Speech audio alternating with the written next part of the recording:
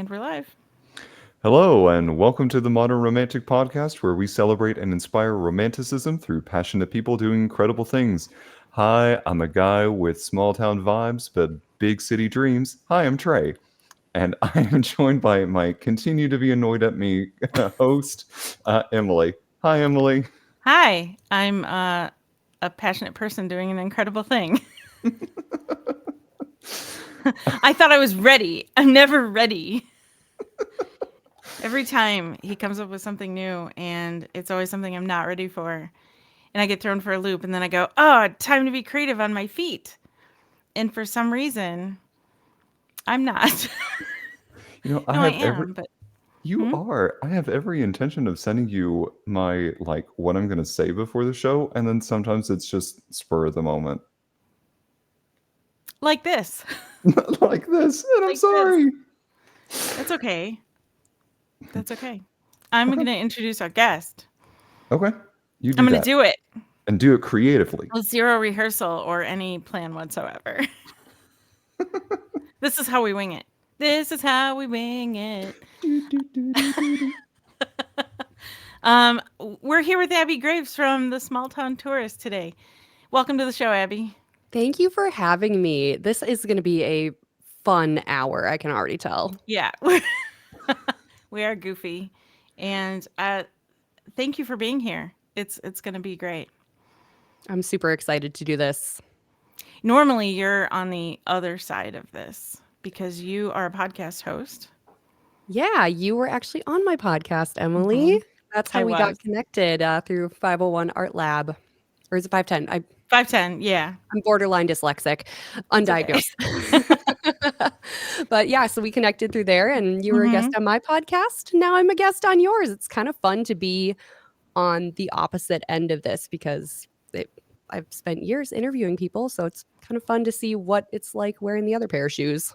Yeah, I was going to ask at the end. Well, I'll save the question because I'll ask it at the end about this experience, and we'll see what happens. But you do more than just podcasting, and we were talking about some art and some other cooking and things like that you do. So Yeah, what else do you do?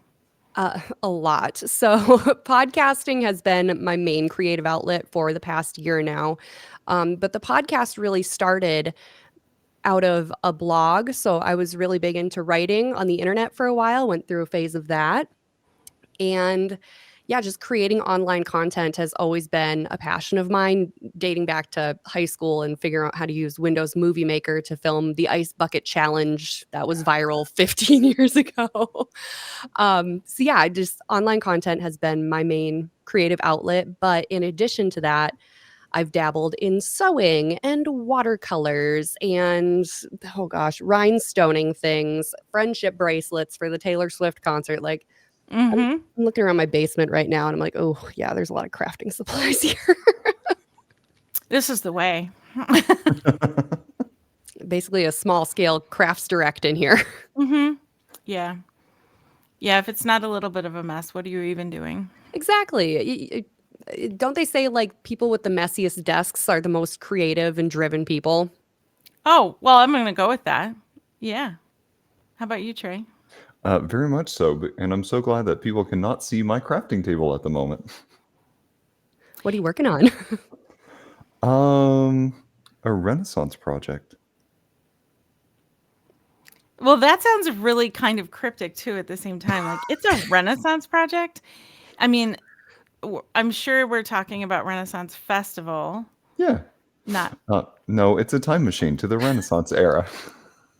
I've secretly downloaded all of Da Vinci's blueprints, and I've found out and solved Einstein's theory of relativity. And yeah, I'm going to go back in time to Renaissance era. This is unexpected. No, it's sorry to be cryptic. It's right now I'm trying to finish up Seth's doublet for the Renaissance era. Okay. Uh, and a Renaissance festival. And then next up, I will be finishing up my doublet and then working on his kilt. Oh yeah. That's impressive. Yeah, we'll see. We'll see how long it takes me.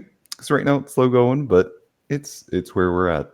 But you mentioned that you have done lots of crafting things, and with all of the things that you have mentioned, between friendship bracelets all the way up to sewing, what led you to go search for some of those different crafts, or to go pursue those different artistic venues? I've always been the person who needs a project to work on in some capacity, just because I don't like to sit still and just think about things. I'm a doer. And I think I Mhm. get that from my parents. So growing up, my mom's a crafty person. She was always picking up a new hobby, trying it out for 6 months, picking up a different hobby. And my dad has always been a tinkerer as well. So his main thing is working on old cars and restoring them. So I grew up in the garage with him, working on those projects. And then he got really into, I don't know if I want to call it woodworking because it's on a really large scale. He's built 2 timber frame homes. Wow. What? That's Wow. yeah, that seems more Yeah, we went to more than Barnes and woodworking. Noble as a kid, and he bought a book on how to build a timber frame home, and next thing you know, like, he built a timber frame home with trees that he cut down himself and sawmilled himself. So I Cool. think it just kind of runs in my blood to constantly be working on something kind of off the wall and unique. And yeah, growing up, I loved art class. I actually dropped out of a math class my senior year to take pottery. Like I wanted to do creative things with my hands and make pieces that I could look at and feel and touch and see, and at the end of the day go, I did something. I made something. I contributed to something in my home. And so yeah, I have always been that person, and in my adult life with adult money and access to a craft store 15 minutes from me, I just pick things up. So the big thing with sewing actually started during the pandemic. So my mom was getting into quilting. That was her latest and greatest hobby. And she found this old Singer Simple sewing machine that someone was selling on Facebook Marketplace for 20 bucks.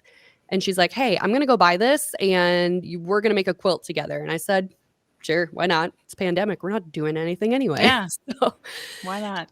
she did that. She brought it to me, and this thing was in need of some serious help. Like, whoever had it used it once, messed it up royally, and then so I worked on fixing it for like a week and a half. This thing was just giving me migraines upon migraines. Finally got it working, and I'm like, okay, I'm not ready to start with a quilt yet. I haven't sewn anything since 8th grade home ec class when they made us make a duffel bag, and I sat in the front of the class so the teacher would grab mine to show as an example every day. So I didn't actually make it.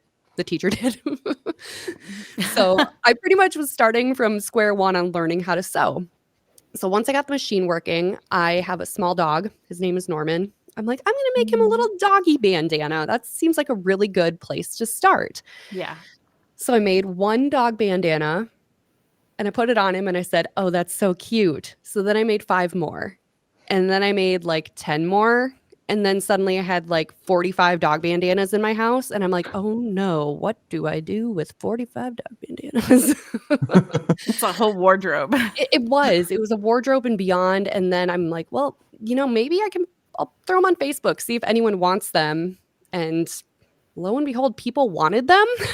And I started selling them on Facebook, and it turned into a business, which Wow. was crazy. So I ran an online retail side of it. And then this whole endeavor started in October of 2020. So by the time like July rolled around for 2021, I'm like, oh, well, maybe craft fairs would be a good way to go. I love going to craft fairs. I'll hang out at a craft fair all day. That sounds great. Yeah. And so I started signing up for some craft fairs around central Minnesota. And yeah, I've been doing that the past few years. I mainly focus on it in the fall months. So like that window right between like Halloween and second week of December is when I try to book all my craft fairs. And I got my mom involved in it as well. So she isn't making the bandanas, but she started making dog beds. Oh, So she to took add it. to this. Yeah. So she took it one step further. I think I have the easier gig, and I don't like dealing with quilt batting at all. So I yeah, would agree. she sews dog beds, I sew dog bandanas, and we spend our fall weekends at craft fairs selling what we make. That's awesome. Yeah. Cool. Okay, I do have to ask, because there is a little bit of a personal reason. My boyfriend and I are actually planning to get a dog. Can I ask what size dog beds your mom makes? Let me grab one for you.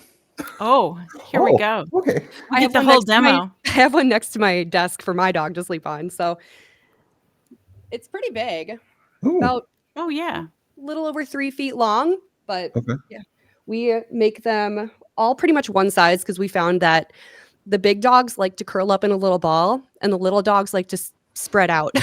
So yeah, we just keep them kind of one size. It's if you have a large cutting mat, like for sewing, we Mhm. pretty much just trace the outline of that size. And Hmm.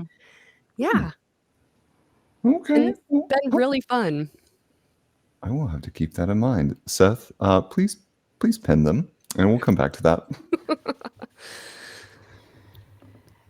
That's amazing, though. You have taken something creative and made it into a business, and you're still going, which is awesome. And you're still very passionate about it, which is even more awesome. I think what helps with still going and still being passionate about it is the fact that I'm not doing it year round. I found that my sales happen in that window before Christmas, and there's no use exerting my time and energy in the months where I'm not going to be making the sales that I would necessarily want to be making to make it viable. So Mhm. I condense it into a season, and that way it's treated more like a little treat. Like, oh yeah, I get to spend this time of year sewing and focusing on this hobby, and you don't get burnt out from it because it is all condensed into like a couple months. I like that. That's a great take on it. I Yeah. know a potter who does that, where it's just kind of there's a one time of year where there's a big focus on like art in the park kind of events, and they will work all the rest of the year to be able to do just a couple of those, and then it's done. So I like that. I like that balance. That sounds very healthy of you. Yeah. That first year I tried going like just crazy with it. I'm like, we're going to do special bandanas for every holiday and every little thing. And like the sales weren't there. I don't have a business background. So like some light Googling probably would have helped me greatly.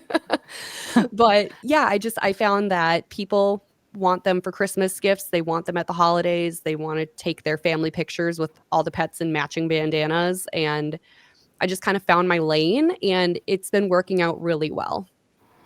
And you probably have the best dressed dog. Oh yeah. He is a fancy boy.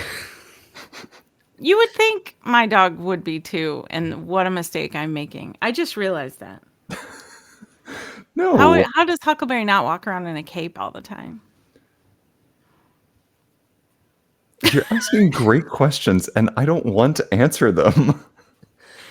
It's because I'm a slacker. It's because he's a super dog without a cape. That's what it is. He doesn't need a cape to be super dog. Because Go he's all a cute Incredibles. Edna mode, no capes. Right. Yeah. It is kind of fun.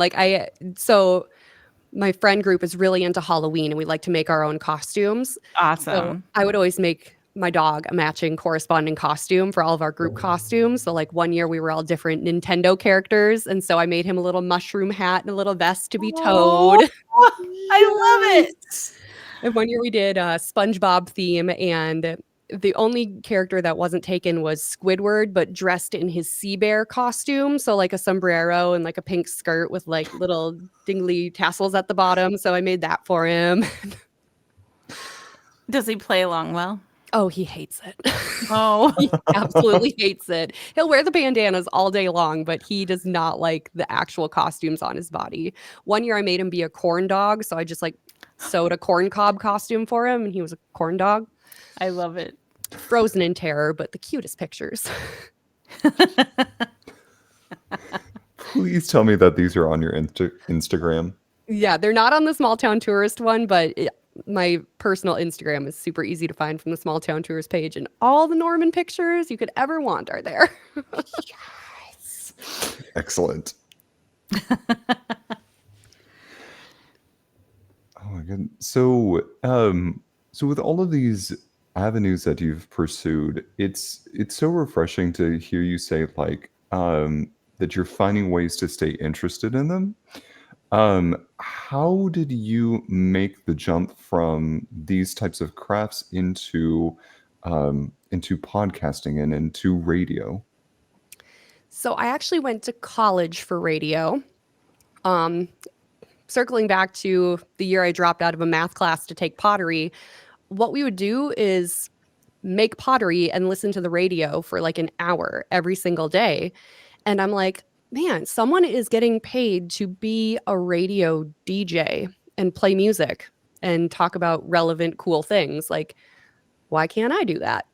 So after high school, went to college for radio. And in the process, I learned that radio was more than just playing music and talking about things. There was so much else that went on with it. And this was kind of right at the time of social media being super relevant in everyday life, like 2014-ish. Mhm. Instagram is becoming bigger. Facebook's been around for a while.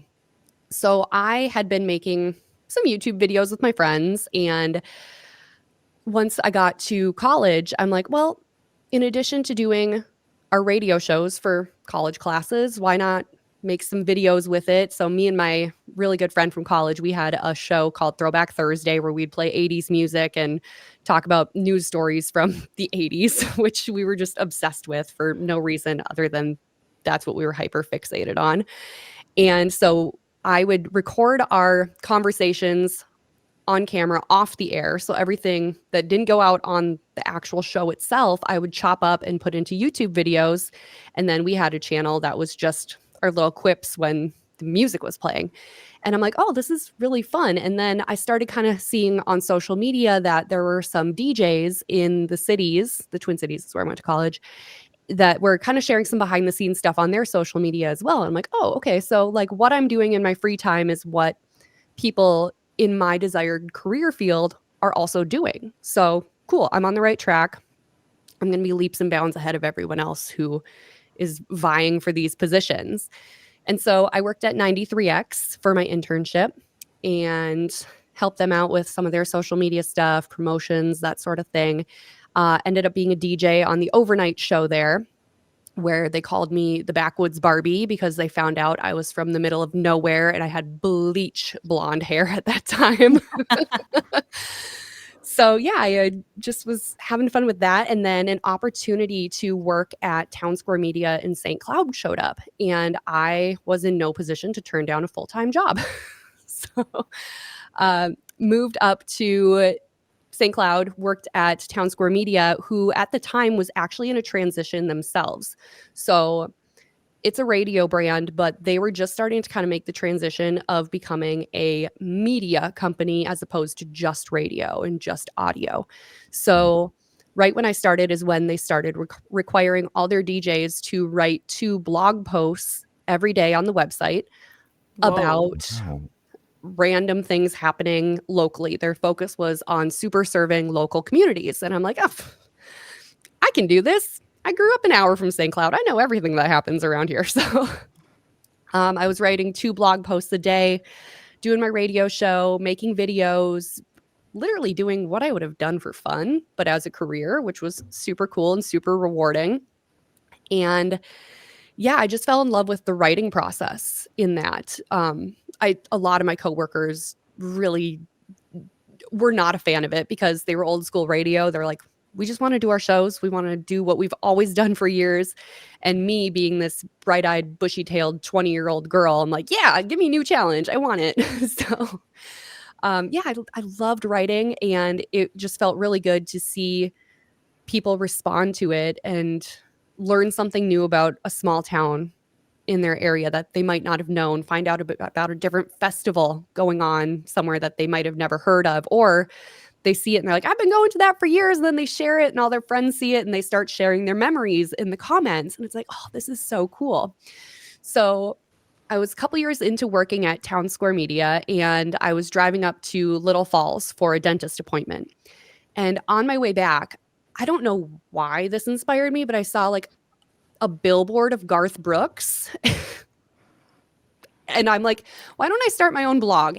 Those two things have no correlation whatsoever. But like for whatever reason, looking at, I don't know where those balloons just came from. Looking I at, was like, what is happening? She's having a party. I didn't even click anything. It was a party in my brain. My brain was balloons. That's great. I'm so happy for you. I saw this billboard of Garth Brooks and I'm like, why don't I start my own blog? So that's when I started the Small Town Tourist, came home from my dentist appointment, literally figured out how to start a blog website. And I wrote on that off and on for, gosh, I started in that 2018, I want to say. Something like that. And I'm still picking at it today. It's not as upkept as when I started, but that's any project. You're guns a-blazing right away and then definitely tapers off. But yeah, I still love finding a great story, turning it into either a written form or audio or video and sharing it with the world and it finding the people that it connects with. So yeah, the blog then turned into an Instagram, and then I left my radio job February of 2023. And that is when I could start a podcast due to, contracts and stuff. I wasn't allowed to do any sort of outside programming from the radio station, which understandable.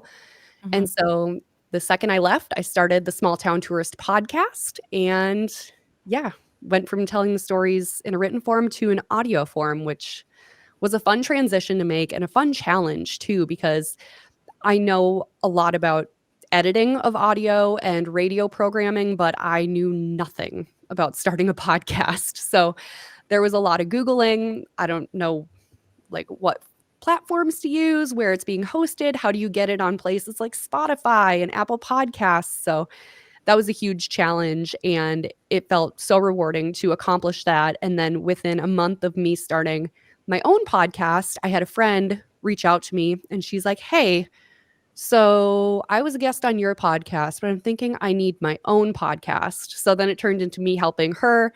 And then it just kind of snowballed. And now I'm helping a lot of people make podcasts. And it's another fun, new creative outlet.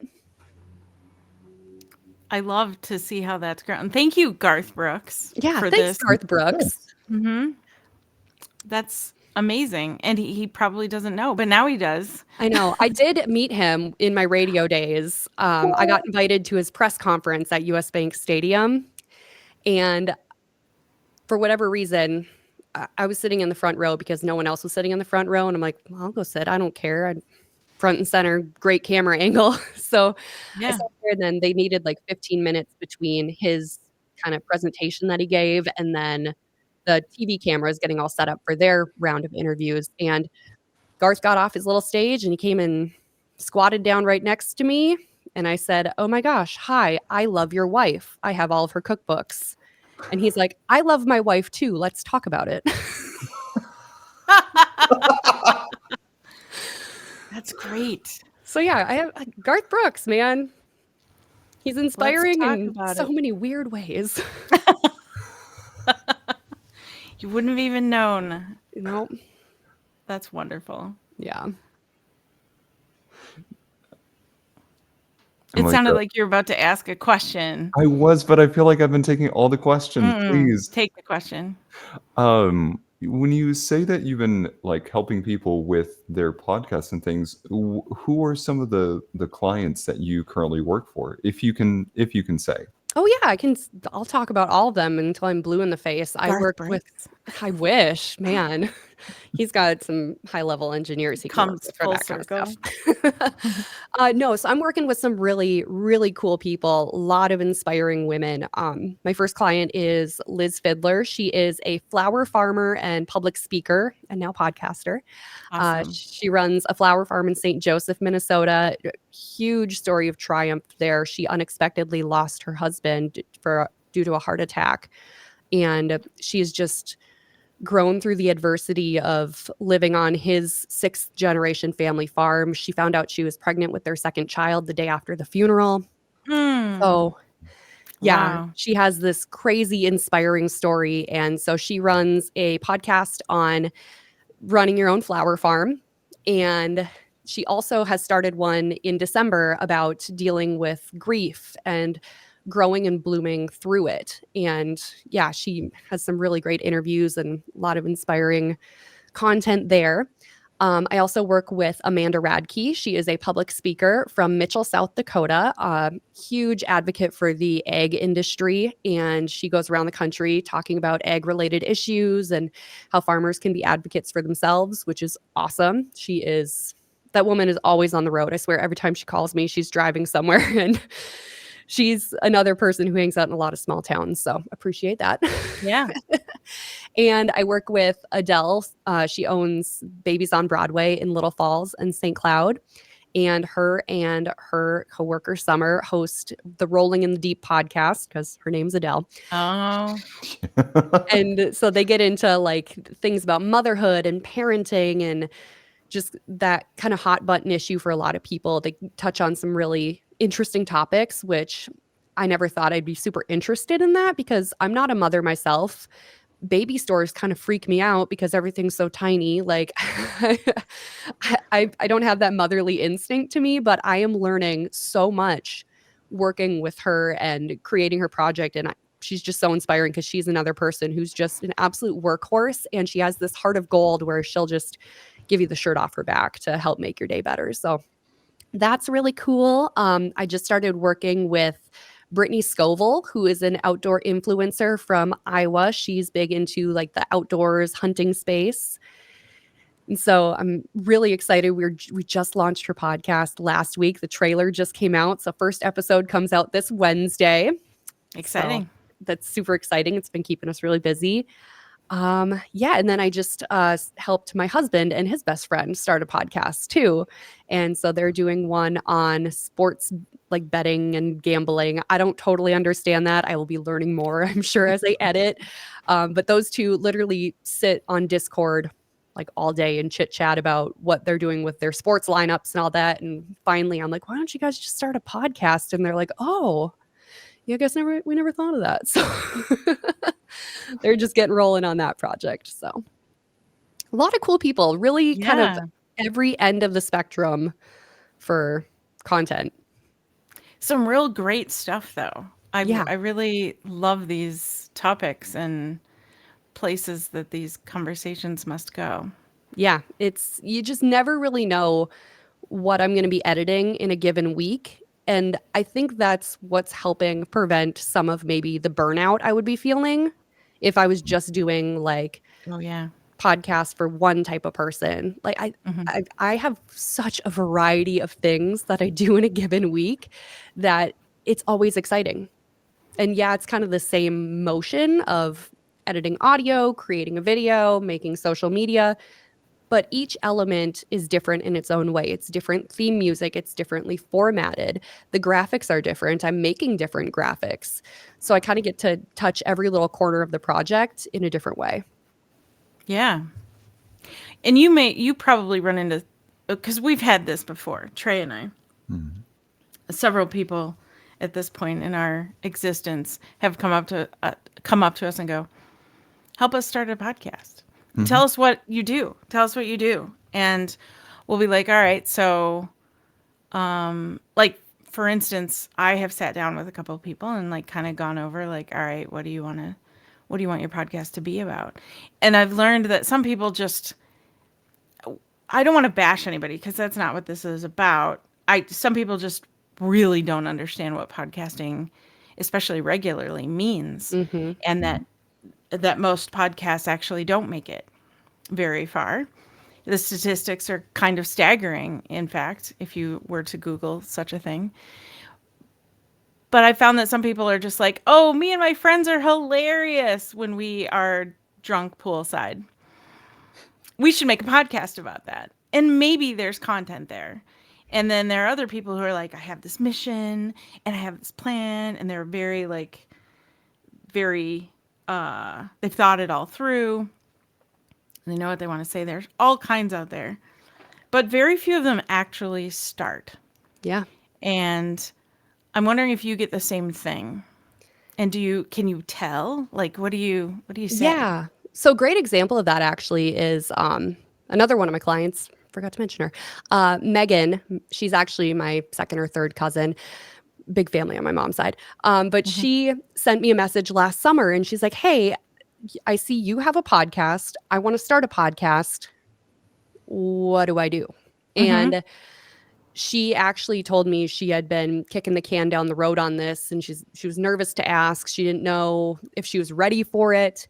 And I sat her down and I'm like, okay, so here's the deal.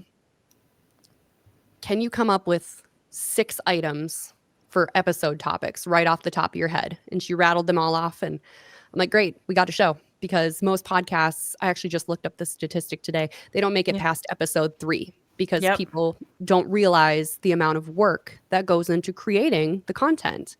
They think it's just sitting in front of a mic and talking. And so sat her down, we came up with the outline of 2 months worth of episodes essentially. And she realized in her own life, she's like, I don't have the capacity for an every week show, but I do have the capacity for an every other week show.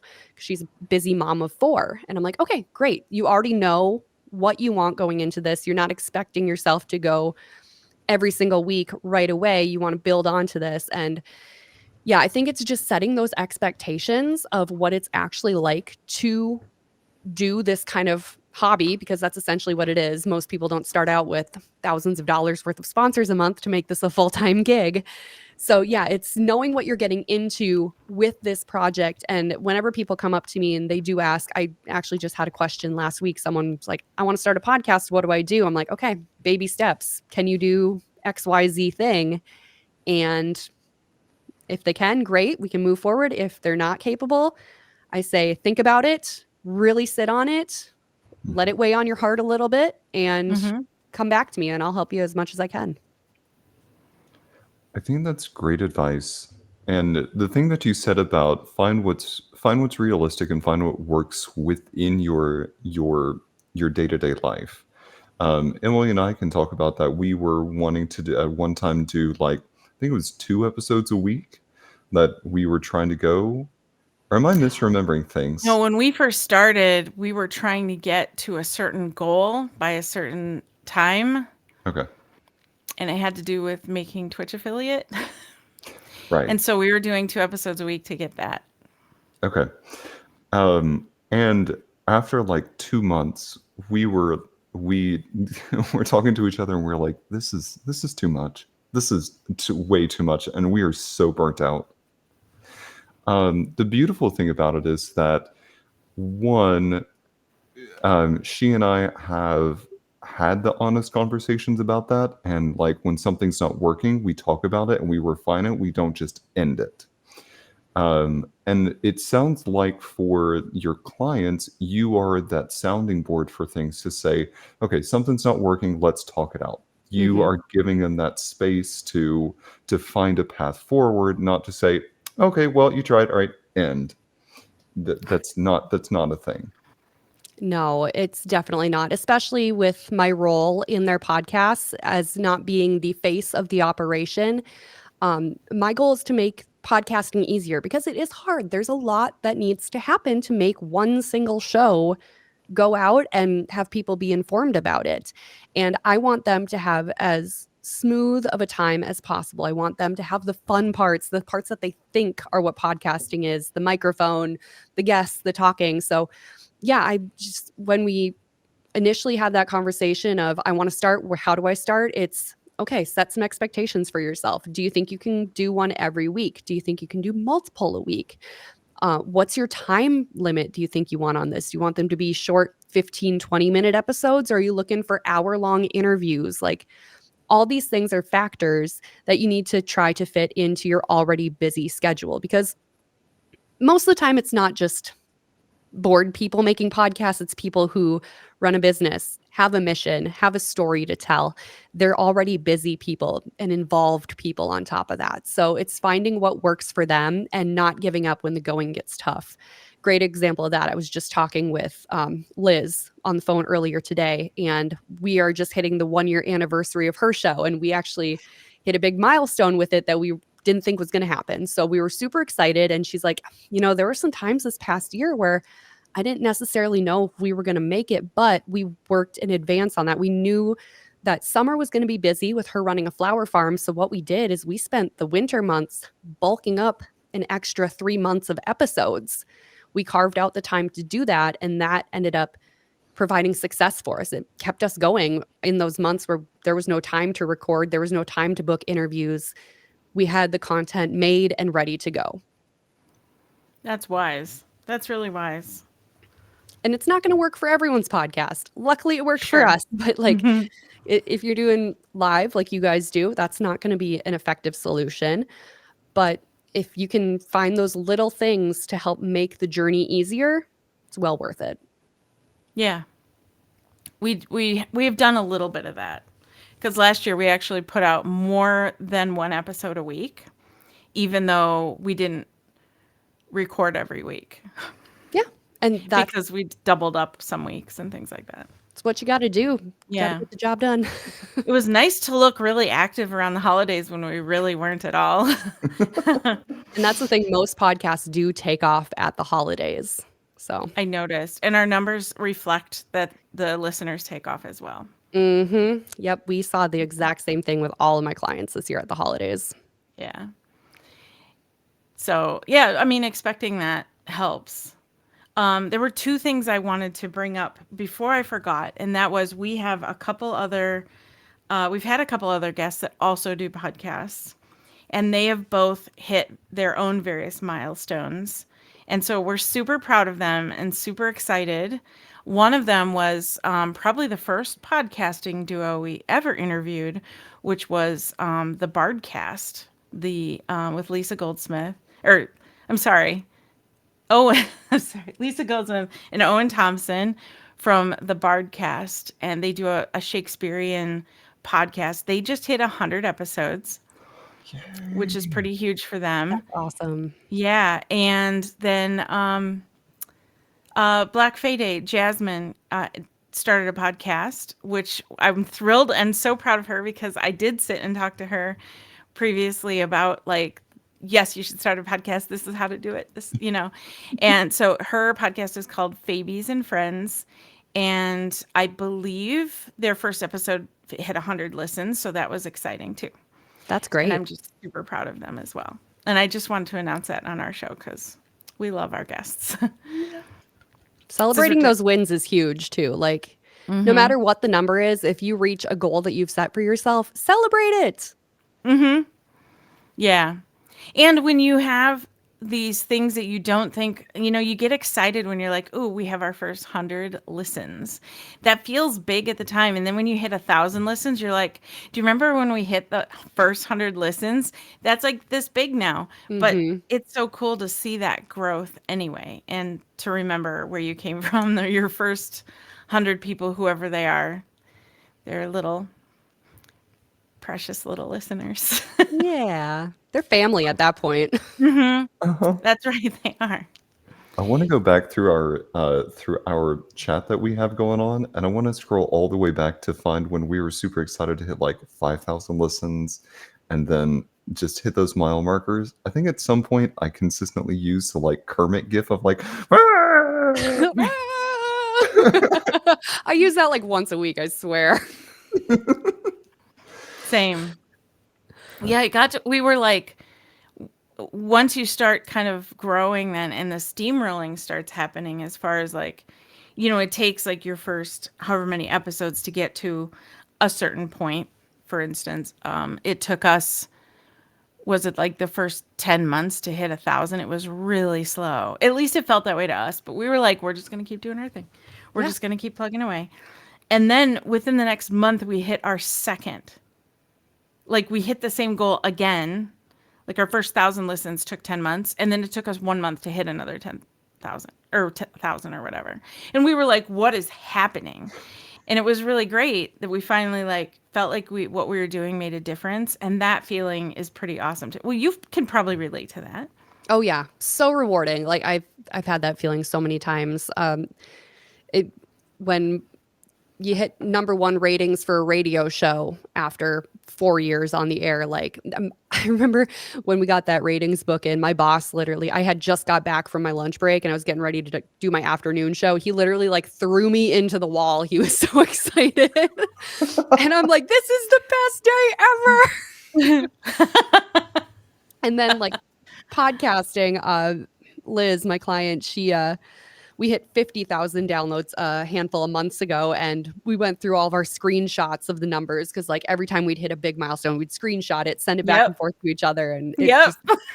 And then now, yeah, we're experiencing that kind of like snowball, and it's like, oh my gosh, like it's insane how it can just suddenly take off, but it takes months and months of work to get to that point. And I always tell people when they're starting, I'm like, don't let the numbers betray your mindset because it's a slow burn. You're building an audience from scratch unless you already have 100,000 followers or something. Right.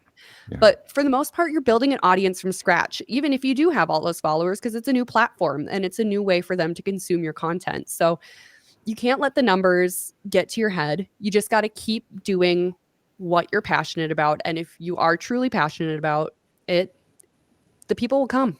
It's like, what's that sports movie? Field of Dreams. If you build it, they'll come.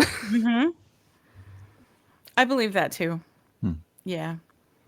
We've seen that to be, we could attest to that as well.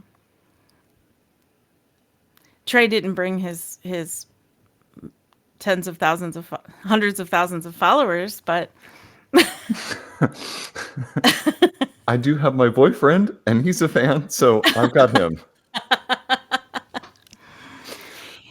I think we'd also be remiss. Abby, I'm gonna say that really, I feel like you're the Sandra for all of your clients. But I really have to give a major shout out to Sandra, who works as part of our team. She may not be seen on the podcast, but let me tell you how much this woman is working behind the scenes. So to all the Sandras of the world, Abby, this includes you. We say a huge thank you to you for all the things that we either do know that you do or don't know that you do for us. Well, and huge thank you to her. She was so great at setting all this up and like the thorough, clear, effective communication, like chef's kiss. thank you. Yes. And thank you, Sandra, because, yeah, she is awesome. Everybody needs a Sandra in their life. I hope she's listening to this. She will eventually. Somebody clip this. Somebody send it to Oh, yeah. Sandra. Somebody clip this. Yeah. So when it comes to podcasting, you have had so many wonderful things to say and so much great advice. I'm curious on the receiving side of that, what is a piece of advice that someone gave to you that you still think about to this day? Good one. Ooh, that's a great question. I mean, just being yourself is huge. I mean, I remember when I first started doing on-air training at 93X, I had this idea of what I should have been doing. And so that's what I did. We'd have to do like mock shows. And then Pablo, the afternoon guy, was helping kind of guide me on this journey because I was just fresh out of college. I didn't really know what I was doing. I didn't have any real radio experience. And so I was doing what I thought I should be doing as a rock radio DJ. And he's like, no, this is not it. You just got to be you and be true to who you are. Don't try to be someone else because that person already exists and they're already on the air on that same station. So don't be that person because people are going to pick up on that. You just got to be who you are to your core. Be just dang near unapologetic about it. And the right people will find you when they need to. That's solid advice. I love that. That is true for a lot of areas. Well, everywhere, but for sure. And it's easy. I'm sorry, go ahead. There's only one of you, so be the most onest of you can be. And that's really the easiest path anyway. Mm-hmm. There's no having to remember anything or. Nope. Yeah. Are you yourself, Trey? No. No, of course. So I know you are. So what do you think, why do you think that there are people who don't maybe feel like themselves or don't present themselves as themselves when they're getting started in a business like radio or podcasting? Social media, plain and simple.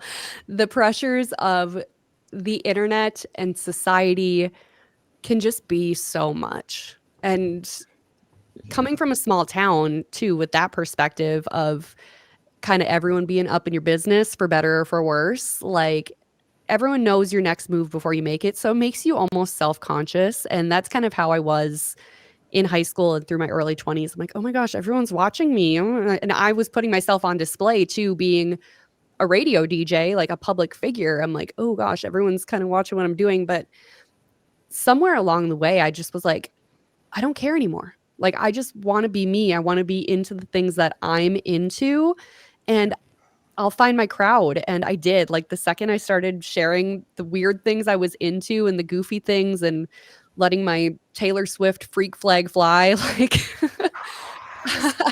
you find your tribe. And it's hard because everyone puts out this version of themselves on the internet that they want people to think that they are, when it's just so much easier to be yourself, and you don't have to be perfect, and you don't have to have the same body as Kim Kardashian. You don't got to be tan all the time. Like, you can just be whoever you are, and that's more than enough.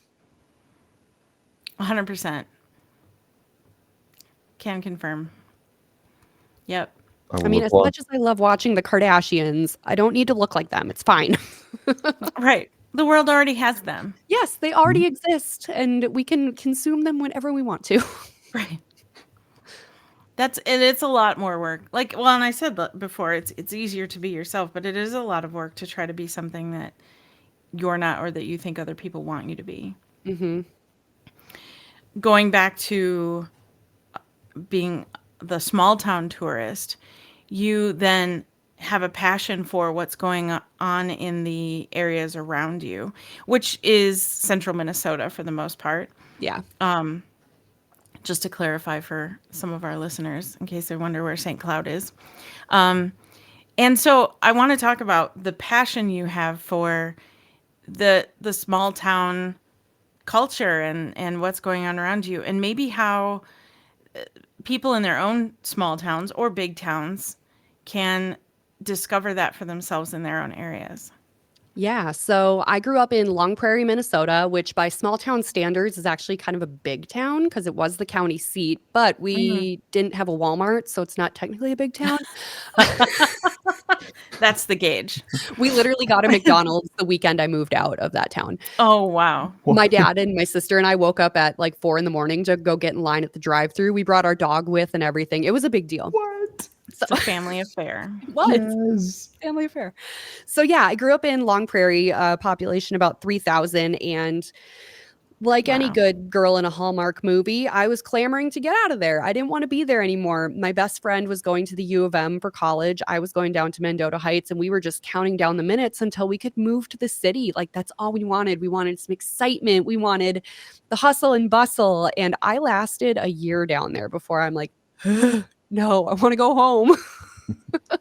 There was just something missing in being in a sea of humanity that you just don't get. Like, I missed going to the grocery store and people asking how I was and knowing my name and asking how my parents were and how did my sister do in the latest cross country meet. Like, I wanted that sense of community. And yeah, so I got out of the cities. Thank Jesus.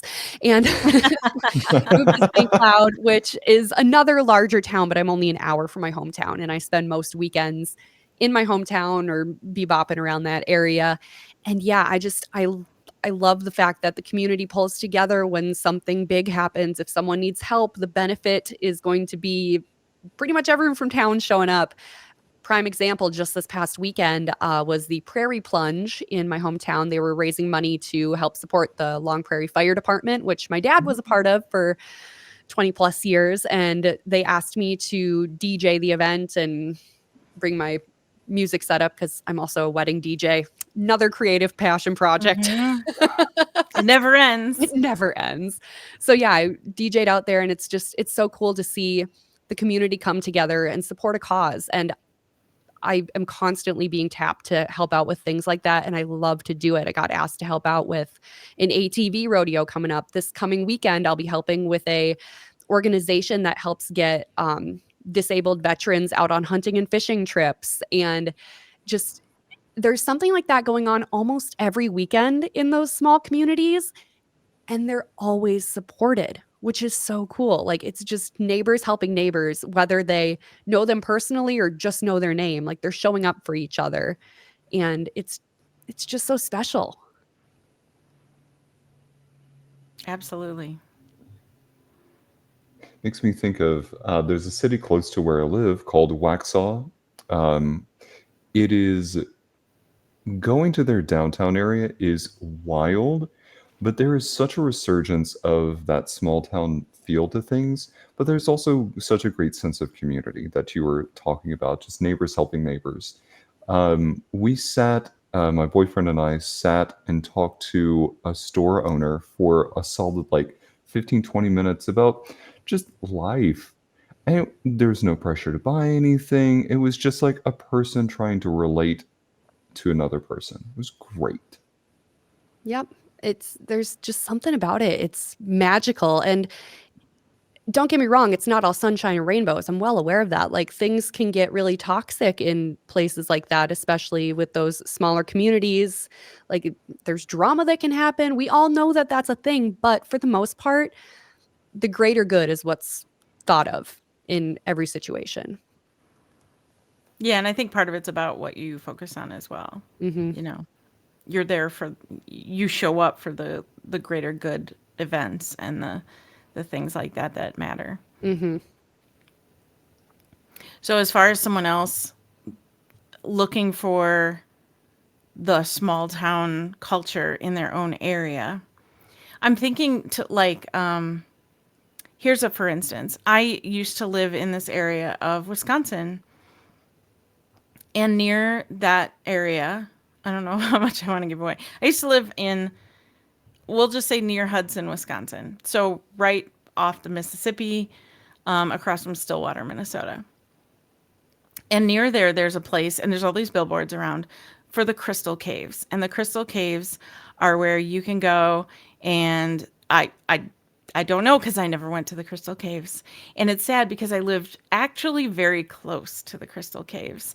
And there's billboards everywhere. And I'm like, whatever, this touristy thing, I'm not going to take part in that. And I sat there and I thought, especially before our talk today, I thought, well, you know, what a horrible attitude I had about something that was probably actually really cool and in my own backyard, and I didn't bother to explore it. And I talked to other people in that area, like, hey, what, when I first moved there, especially, what are the Crystal Caves? That sounds kind of cool. Is it like the Dark Crystal? Are we talking like, is it a cool Are underground there fantasy Muppets? land? Right. Are there Muppets? Right. Is this where Fraggle Rock is? Maybe I should go. And everyone was like, no, no, we've never been. And people who had lived there their whole lives had never been. And I thought, this is sad. I let that influence me, and I did not go. And I think back to that, and I have a little regret. Like, I should have bothered to do that. So I guess my question is, I mean, obviously we'd encourage people to maybe go explore those things, but do you find the same to be true? Yeah, it's one of those things, like, you don't know what you're missing till you leave. Like, growing up in Long Prairie, we have a drive-in theater. It's one of the last Yeah. few remaining in the state. And What? I just always kind of took it for granted because I didn't even know real movie theaters existed until I was like probably 8 or 9, because we'd only go to movies in the summer in the car. So Right. I just thought that was a movie theater. And then moving down to the cities, and you have to describe where you're from to people. And I'm like, well, we have a drive-in. They're like, oh, I've never got to do that. I've always wanted to. What a cool experience. You guys must go like once every few years. I'm like, that was the only entertainment on the weekends. I was there like multiple times in a given weekend watching the same movies. So yeah, it's just like, you don't really know what you have until you look at it from an outside perspective. I kind of feel, I always say I have a crush on the town of Little Falls. And I don't know if the people there, I'm willing to bet they don't feel the same way I do, but like, I just think it's such a cute and charming town that has a great chamber of commerce that's always trying to do something really special for the community.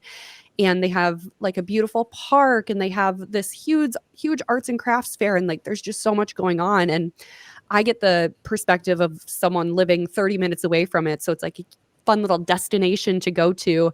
And yeah, it I know the locals are like, I can't be here craft fair weekend. It's too busy, but it's so special and it's so cool. And it's so unique to the town. It's just got a lot of personality to it. And you just got to take one step outside of your circle and go, what would someone not from here think is cool to do? And if you haven't done it, just go do it.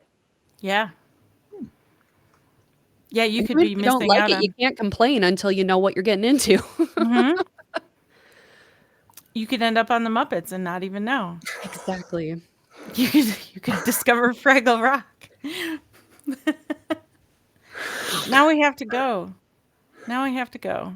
To the Crystal It's not that Caves? far. Yeah, it's not that far. A few hours. Okay. Bring your own Muppet. BYOM. Actually kind of love that idea. I wonder if anybody's ever done that. Like maybe they have them there. You could If you- rent one. You should just, find like a cheap knockoff Muppet online and bring it with you and take pictures. That'd be pretty epic. Emily, I have Josh's birthday idea planned now. Oh, he's listening. So tell me later. Yeah, that's fine. I mean, he can probably figure out which one what I'm going for. So Abby, just a couple like last questions from me. As far as when it comes to someone, if they are interested in going into podcasting, you've now received feedback, or I'm sorry, you've now received advice from other people. You've been in the industry for a while. You come and you meet somebody who's fresh to being a podcaster. What is the one biggest piece of advice that you want to give to that person who wants to start a podcast? Just go for it. Find a support system to help you do it, whether that's just someone who's going to keep you accountable for posting it on time or at least in a timely manner, or finding a producer to help you make it. I know that's not feasible for everyone, especially just starting out, but find someone to hold you accountable, whether that's someone who's just going to make sure it gets posted or even a co-host of some sort to carve out that time to do it. Because if you say you're going to do it and you start it and you have nothing to keep you accountable, you will not continue to do it and you won't see any success if you quit. So finding that battle buddy for the process is huge. That is huge. I like the term battle buddy. Some days it feels like going into battle. Oh, yeah. Battle yeah. buddy. No? Okay. Oh, never I'm mind. sorry. I was missing that cue. I was missing the cue. It's like, oh, okay, well, nope. All right. We've done this before. Oh, yay! Oh, that is so Swifty coded. I love it. Isn't that great? The other question I have is, since we've mentioned Taylor Swift in passing, I do have to ask, which era are you a fan of? Ooh, it depends on the day. Okay. General overview, I am a huge fan of the Lover era. I feel Ooh, like it okay. was an underrepresented era due to the pandemic. I mean, came out in fall of 2019. Bad timing. But I think there are no skips on that album. So Okay. I'm a Lover girly. I'm also a folklore girly. I love folklore so much. And I do have all 3 different versions of the Tortured Poets Department that have been announced You. on the way Yes. to Cool. my house because I have no self-control. Hey, those are limited edition. You They are are. gaining memories. I know. I'm a sucker for anything limited edition, and Taylor Swift, she knows the keys to my bank account. I feel like Taylor Swift is kind of America's romantic. Yeah. You know, I've always loved her videos. Her videos always, and her music in general, always has romanticism in it. Whether it's folklore or what was the other one you said? Lover. Lover. Yeah, all of that is just rich with it. And like Trey, if you haven't watched Wildest Dreams, that video with the yellow dress Mm-hmm. Yes. and and the wardrobe in the drama, but the wardrobe in oh my gosh, it's escaping me. It's the one where she like hits his car with the tire iron and she's like, Oh, blank space. thank you. Yes, that's it. I can hear the lyrics, but I couldn't think of the Yeah. name of it. And the wardrobe in that is incredible. And she's standing on a horse. That's like kind of amazing too. But it's also romantic. I've always thought like Taylor Swift would be an ultimate guest on this podcast just because of that romanticism aspect.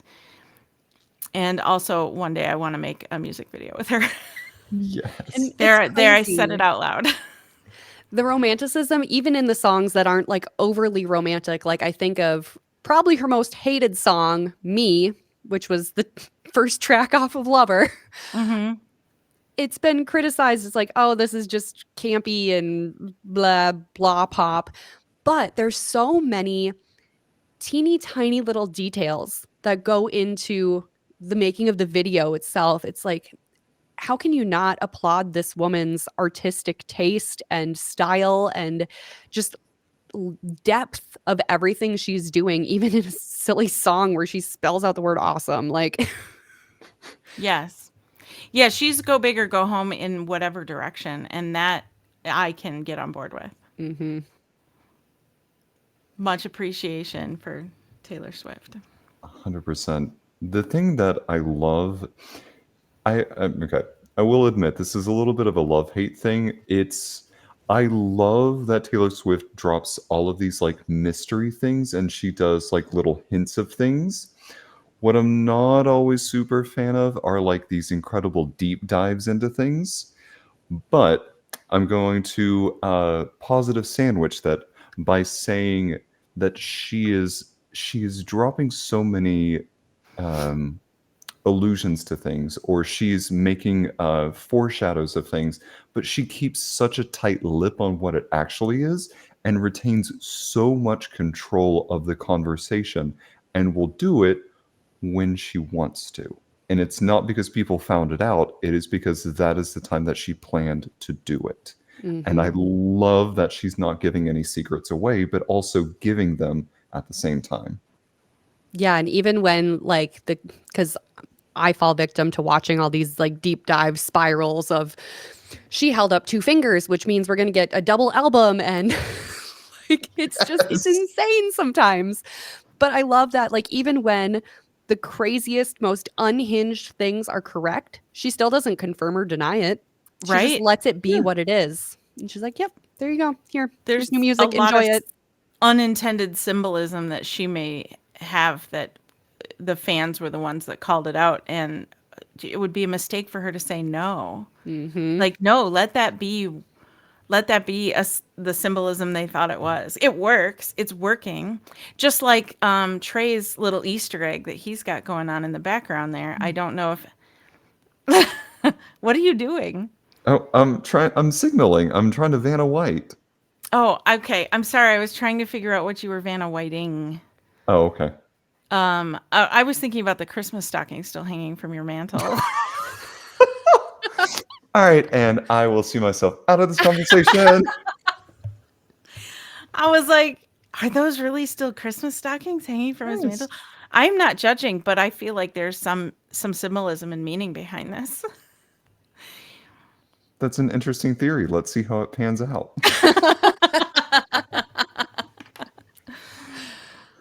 We'll have to go watch those deep dives on TikTok later. Yes.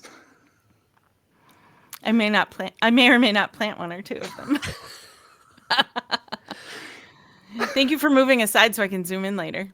Oh my god. Ooh. Ooh. Oh Just call you Trailer Swift. no. Oh. Bad pun, bad pun. No, no, we support those. Now on we've on got this channel. bad puns. Oh, Mm-hmm. it's getting layered.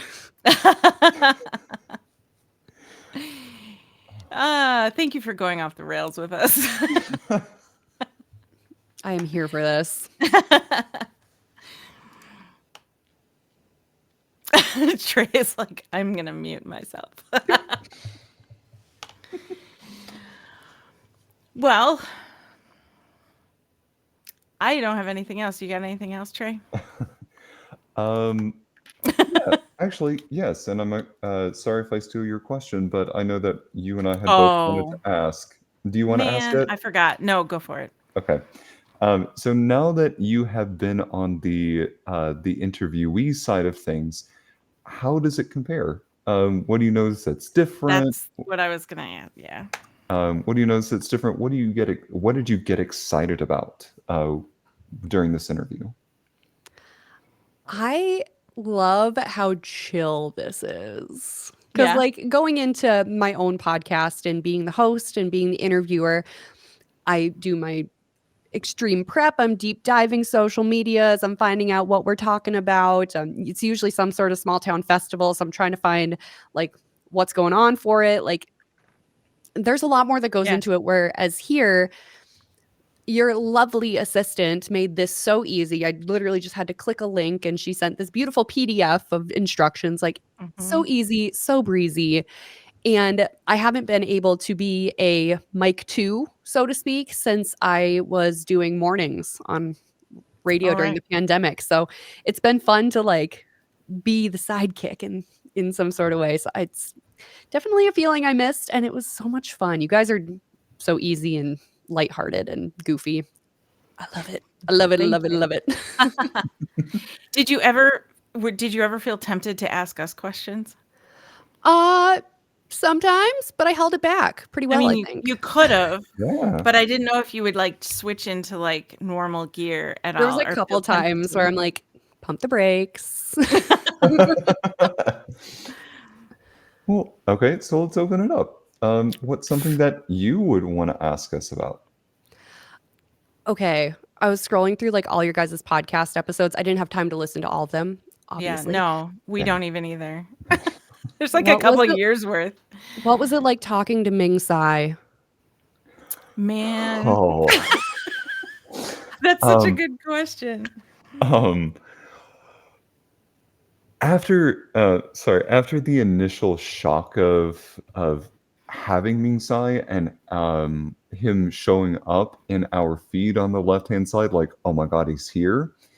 Um, what a just interesting person. A person who just like walks into a room and is very much themselves.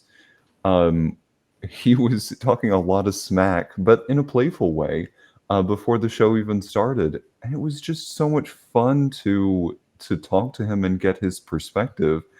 Um, I went from being really super nervous to having such a blast.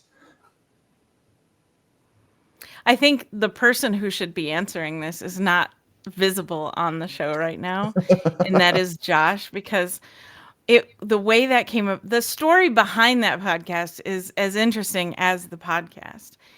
And it was about how we even got him on the show. But Josh went to culinary arts school, and one of his kind of heroes was Ming Tsai. And so to have, and Josh, if you want to pop on, just go ahead and hop on. But so when we were talking, kind of mulling it over, like, oh, maybe we could get Ming Tsai on the show, and then we discovered that there was actually a way to make that happen.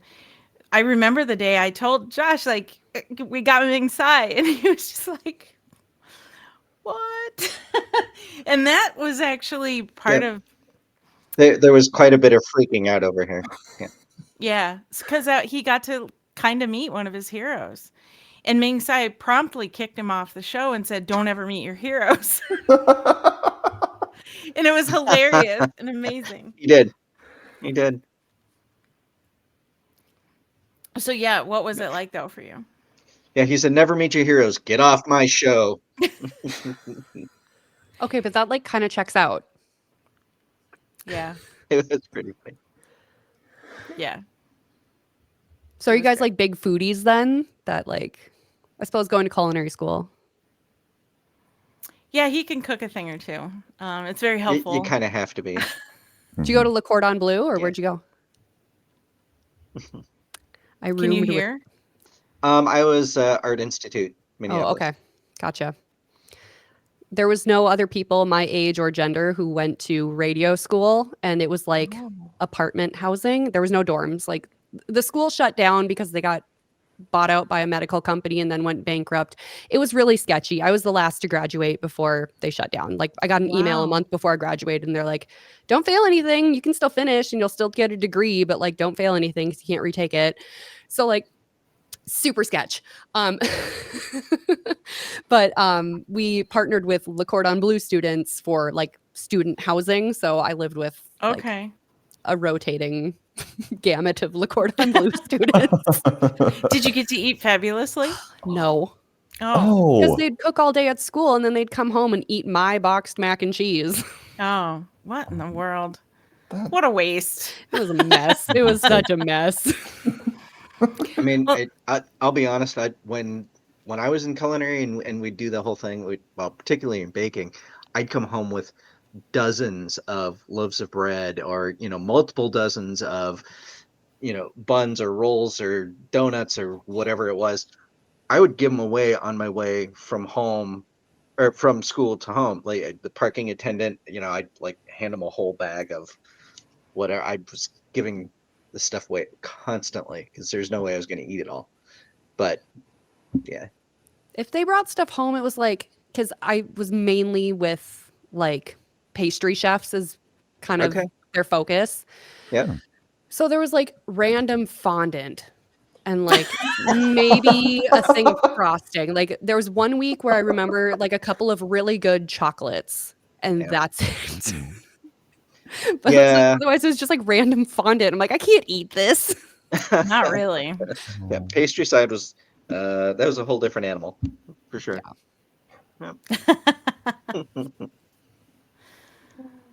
Thanks, Josh. thank you. Yeah. Ming Tsai was a good one. That was That was one of our first really big, higher profile interviews. That's a huge high profile interview. I mean, I'm just getting caught up on Tournament of Champions right now, and he was one of the judges on it this past week. So, like, yeah, I was scrolling through and I saw that one. I'm like, oh my gosh. And then what one was I listening to today?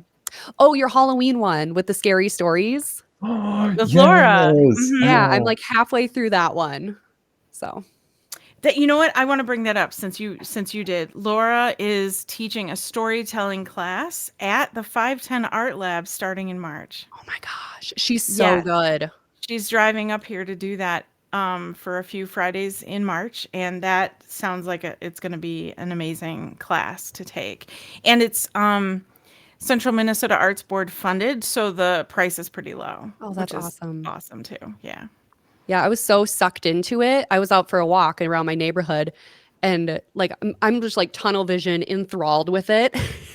And all of a sudden this huge dog comes like running at me and barking and I literally like jumped off the sidewalk. I was like, "Oh my god. It's Halloween in February. It's Halloween in February." Well, and it feels like October out, so it's like Mhm. really setting the vibe. I was in. She sucked me in real good. She will love to hear that. You're right, Trey. Yeah, I'm sorry. Okay. Well, I want to say thank you so much for being on our show and to come and chat with us and get derailed and all the funny, silly things that we love to do. But before you go, I want to make sure that our audience knows how to find you online. I'll let you tell that. So you can find me on Instagram at the Small Town Tourist. And I also have a blog that hasn't been touched in a while, thesmalltowntourist.com. Hoping I have it on my calendar this summer to really get back into it. So new podcast episodes come out wherever you get your podcasts. We're doing them every other week right now. And you just got to search The Small Town Tourist on Apple, Spotify, Amazon, RSS, any of the major podcast networks. And on Facebook as well, at The Small Town Tourist. And it's really a lot of fun content. I enjoy listening and watching your stuff. And Yeah, thank and you if for any- having me on your show too. Yeah, you were a great guest. That was such a fun one to edit. If anyone has any suggestions for things that are cool in your town that you think that I should check out, don't be afraid to hit me up. Send me a message on Instagram, on Facebook, because chances are good I'm going to dig into it. That's a great suggestion. So that's thesmalltowntourist.com. That's and it. the small town tourist everywhere else. Yep. Don't forget the the. Right, that's important. Well, Abby, I want to say thank you again and echo Emily. You have been fantastic. I have to say, I love the positivity. I love how much insight that you can bring from your radio job into what you currently do, and how much of a benefit you are to your clients and to really anyone who is going to be looking into your content. So, on behalf of us, I really do say thank you. Oh, you guys are so sweet. Thank you for having me. This has been just such a treat. Thank you. As we close this episode out, this episode, along with probably every other episode, forever and ever, will be dedicated to Joe Capone, our moderator, fellow comedian, encourager, and greatly missed friend. You can also find us wherever you tune into podcasts. You can find announcements, updates, and more on social media. Just search for us under Modern Romantic. Thank you, everybody, and go check out what's happening in your local venues today. Bye. Bye.